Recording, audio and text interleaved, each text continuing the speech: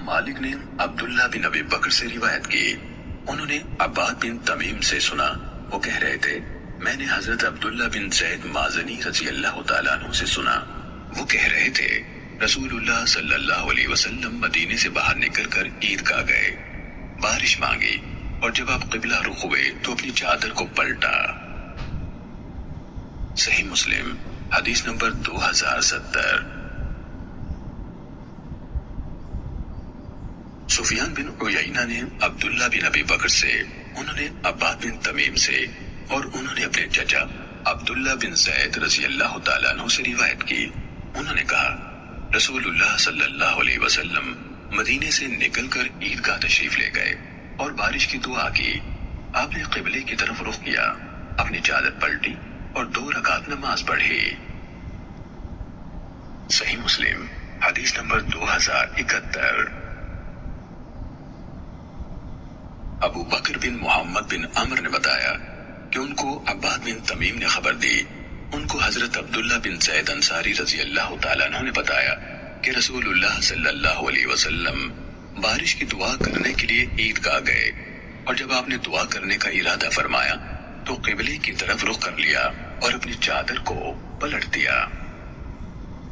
صحیح مسلم حدیث نمبر 2072۔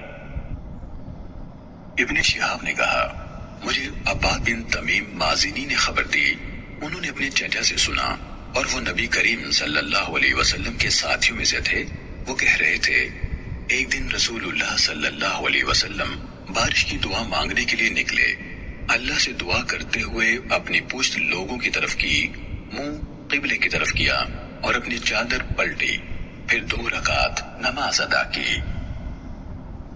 صحیح مسلم حدیث نمبر 2073۔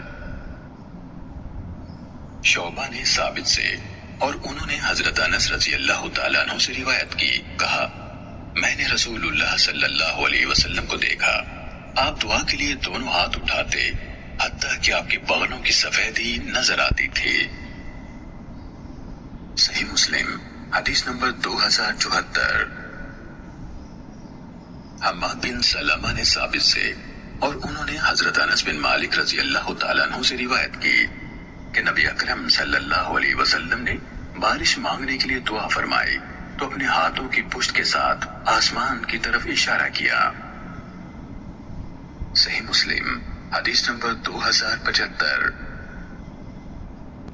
ابن ابی عدی اور عبداللہ نے سعید بن ابی عروبہ سے، انہوں نے قتادہ سے، اور انہوں نے حضرت انس رضی اللہ تعالیٰ عنہ سے روایت کی کہ نبی اکرم صلی اللہ علیہ وسلم استسقاء کے سوا کسی اور دعا کے لیے اپنے ہاتھ اتنے زیادہ بلند نہیں کرتے تھے، یہاں تک کہ اس سے آپ کی بغلوں کی سفیدی دکھائی دینے لگتی۔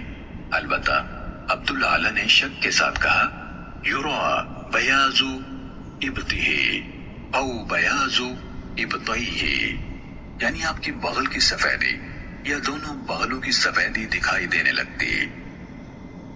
صحیح مسلم حدیث نمبر 2076۔